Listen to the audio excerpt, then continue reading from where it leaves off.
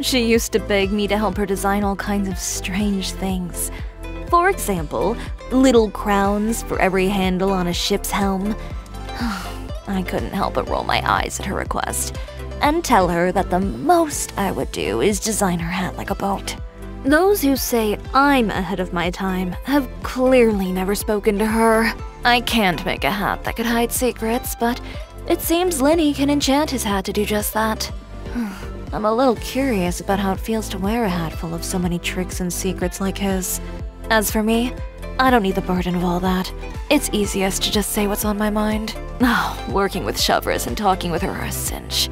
So easy, in fact, that whenever I say goodbye to her and return to tending my customers again, it takes me a moment to shift gears mentally. Yes. Some of my friends and partners have mentioned him to me before.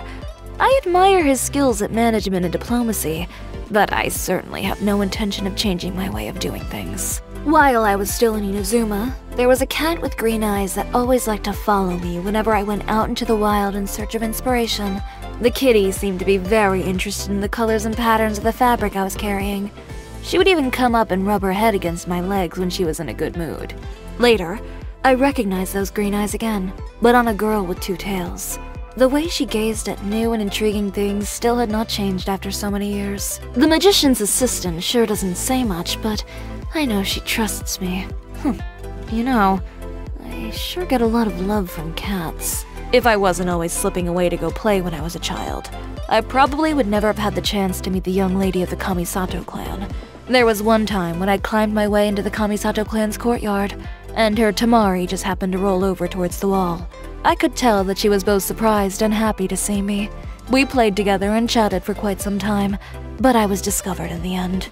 And so, our brief friendship came to an end as I was kicked off the premises. One time, Charlotte came into the shop hoping to do an interview with me. I told her there was no point, because there was nothing new to talk about. But, just as she was leaving, a drunkard came stumbling into the shop and started causing trouble. She recorded the whole thing. What a fiasco. I've heard of journalists chasing leads, but now it seems news chases the journalists. Emilie's perfumes are very popular. We have a business agreement where I ask her to deliver small quantities of perfume she's working on to Chiori boutique. I let Alof secretly spray the perfume in the fitting room, and then I'll let Emilie know any feedback I get from the customers. Even after all this time, I've never once had a customer ever say that my fitting room smelled strange. In fact, they usually come one after another to ask where they can buy the fragrance. Out of curiosity, I always buy a bottle when she brings them to sell in her shop. I have to say that such fragrances which can always bring a sense of refreshment are truly works of art.